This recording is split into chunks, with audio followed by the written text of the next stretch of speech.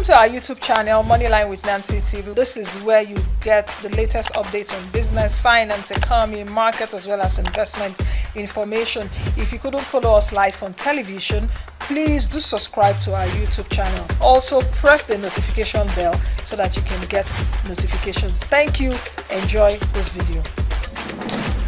All right, welcome back to the program. My guest is joining me right now. He's Dr. Obioha Oti. He's the acting national president of Association of Mobile Money and is it bank agents? Bank agents. Agents is such a long word. Thank you very much for coming. Thank you for coming on the show. Thank you for having me, Nancy. Okay, let's get started. Just give us just 45 seconds if you can. Speak to me about what your association is really about. Okay, Association of Mobile Money and Bank Agents in Nigeria, short form, AMBAN. You Yes, said it's a AMBAN. mouthful, Yes. so you call it AMBAN. AMBAN. So we are an association of the people that are doing agency banking and mobile money. Okay, so we are agents to the financial institutions. So we organize ourselves so that, like professionals who are business people, to make sure that our business is formalized, is protected, and we ensure that it is in the best interest of the consumers.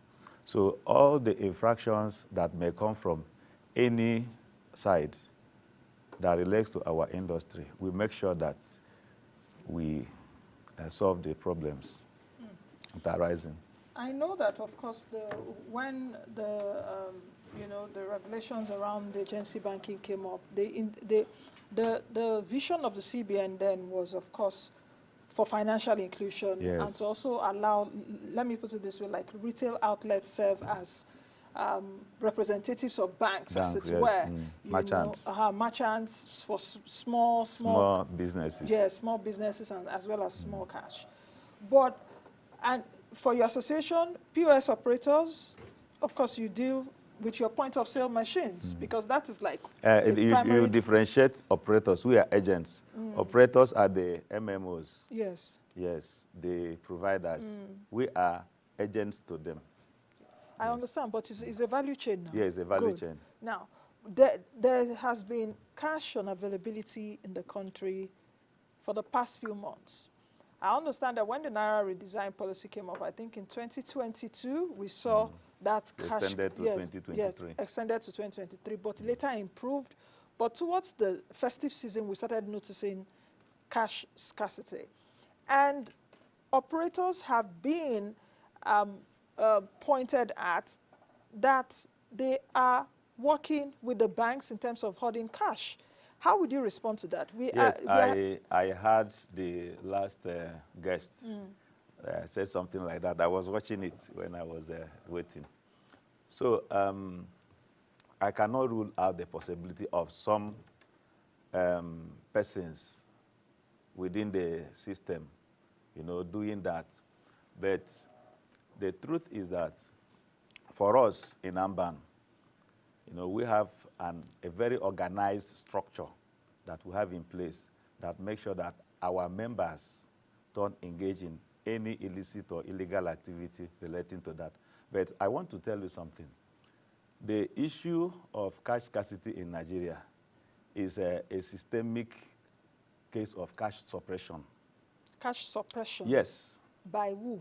Okay, if you look at the data that the central bank released sometime last year, they noted that over 93% cash is outside the financial system, the banking system.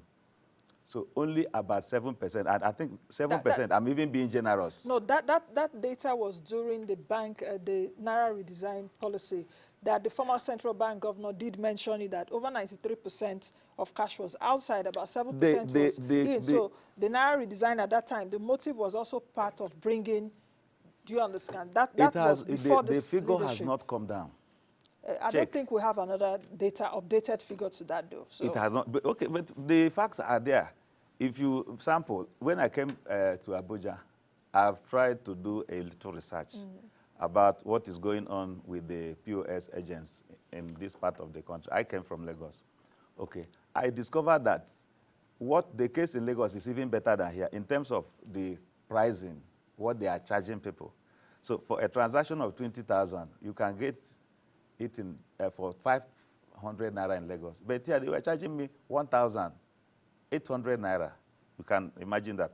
And just one withdrawal, the entire cash from the agent will be exhausted.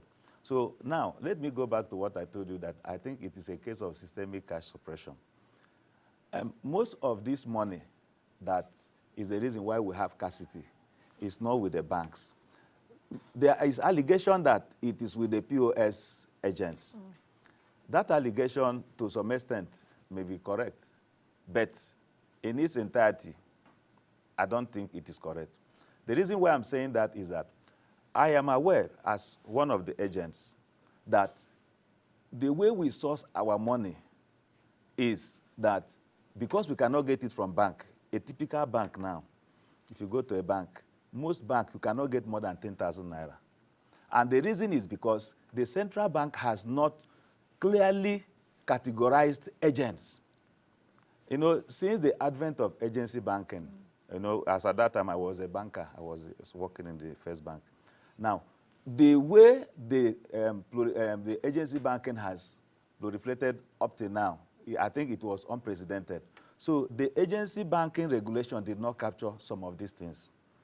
I think the central bank should begin to look at that guideline and you know, update a lot of things. This is one of the presentations we made in the, why I came to Abuja, because we came to the National Assembly. These issues came up. So I think the central bank is supposed to know that the POS agents, so to say, are a critical stakeholder in the system now, in the financial system.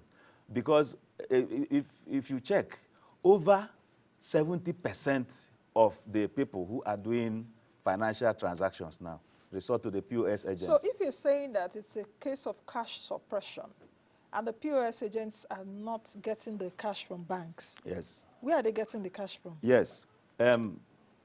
Most of our agents have an arrangement with retailers, petrol stations. You have POS operators working with you guys, isn't it? Working with us? Yes, no, because it's a value chain. Agency banking, what do you do around that agency banking? There's a flow, isn't it? You have to also transmit money. You have to render financial services, as it were, to customers or to your clients. Where do they get those monies? That's why I'm telling you now that filling stations supply money to us. Supply mint? I mean, sometimes you get mint from there. So it's not necessarily that they're getting it from banks. It could be that some banks, you know, have that kind of arrangement, illegal arrangement with some of the, but for those that are our members, we have a way of regulating them internally. Do you understand? So part of our submission is that we are everywhere. We have structures from national to state, to local government, to wards, even to units. Now, we are asking the CBN, give us that regulatory oversight within us. All the people that are doing POS, if it is part of the guideline, we can make sure that none of these things that is causing this systemic cash suppression, as far as POS agents is concerned, happens. But I'm aware that because there are some people who are doing illicit businesses, money laundering, kidnapping, and all those ones, they will always find a way of making sure that they keep their cash. Then there's another thing I want you to know. There is a lot of lack of trust within the system. Could you believe that the taxi man that brought me here refused to receive transfer? Why? He insisted that I must give him cash. Okay, he gave his reasons. He said he had a challenge with his account. For how many weeks he has been going to the bank, they were unable to resolve it. That's why. Then again, he said, mentioned something about charges, indiscriminate charges in his account. And he kept going on. I thought he was joking until he insisted that if I cannot pay him cash, I have to come down. I had to ask him to park somewhere for me to withdraw money from POS. And this is not an illiterate person. He is a graduate. I was interacting with him. Do you understand? So, and I want to believe that a lot of business people have resorted to keeping cash because most times you transfer the money, it may not reflect immediately. And there are people whose businesses is cash and carry. These kind of persons, if they have little access to cash, they will not allow the cash to go back to the financial system. That is what I mean by systemic cash suppression. So what do we, anyway, you said that the CBN should go hard on them. We saw that the Central Bank of Nigeria has fined 9 banks in excess of 1 billion naira. That is just treating the symptoms instead of attacking the problem. We presented the paper in the National Assembly day before yesterday when the CBN invited all the banks and all that, all the stakeholders. So we presented the paper. If they go through that very paper, because we are looking for a way for CBN to give us audience, we believe that as far as the cash scarcity with respect to POS operators is concerned, we have the capacity to solve that problem. And we can do it for CBN. We are not asking CBN to fund us. We can self-fund ourselves to tackle this problem. There are over 2 million mobile money agents in Nigeria. Yes. And many of them are already our members. It's just that because we are not yet formalized, we don't have what it takes to make sure that all of them pass through our system. Do the POS operators have an umbrella under them?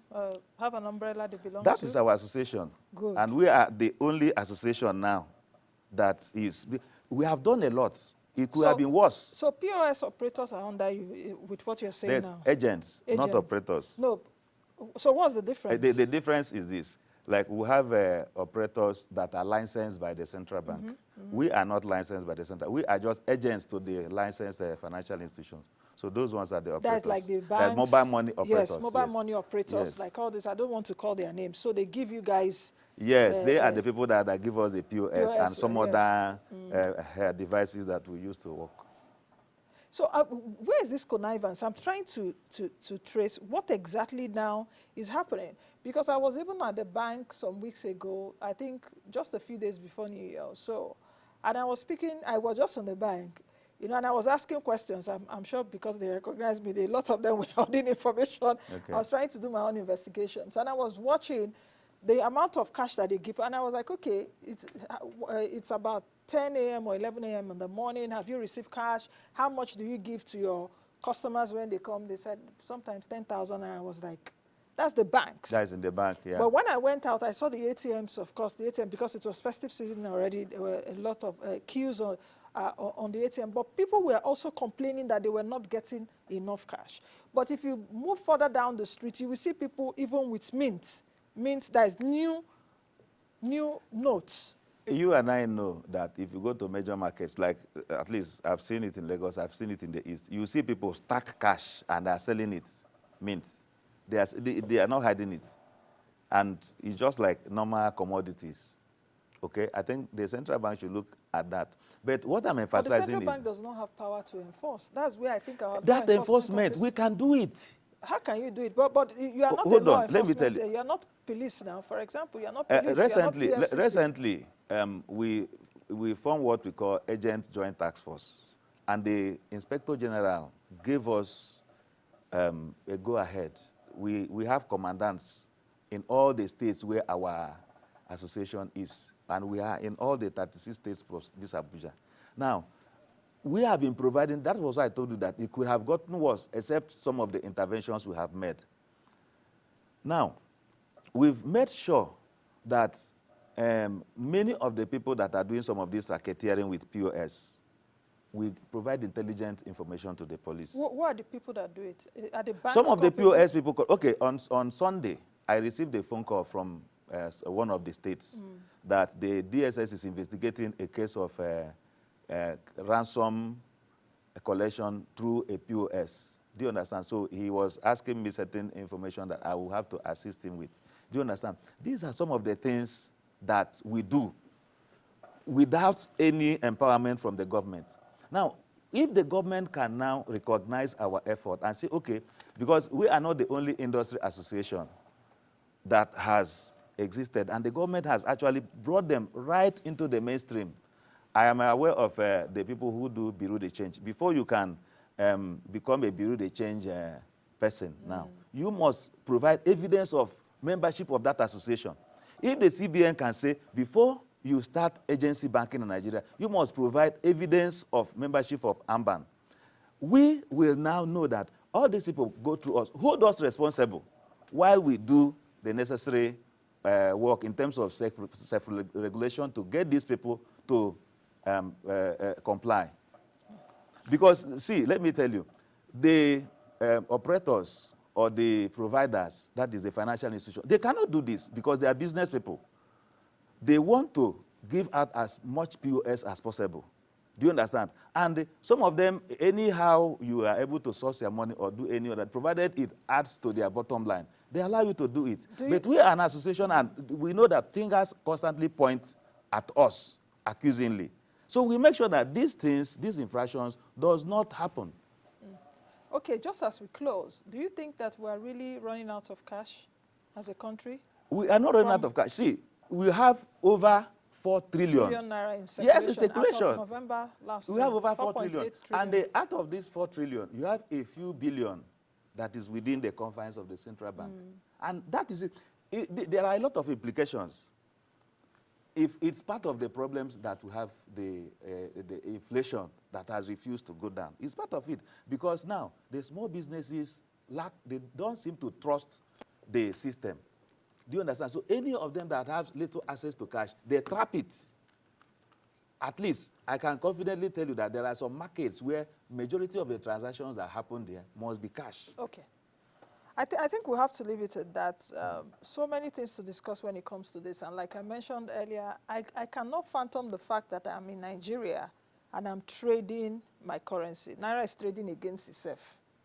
Do you understand? In Lagos, you get 20,000 Naira for 800 Naira. Or, I don't Just understand. Like you are doing black market. Yes, exactly, with the Naira. You know? So it seems that when a solution comes out for one problem, that solution breeds up another problem. Multiple other problems. Yes, cashless policy is breeding.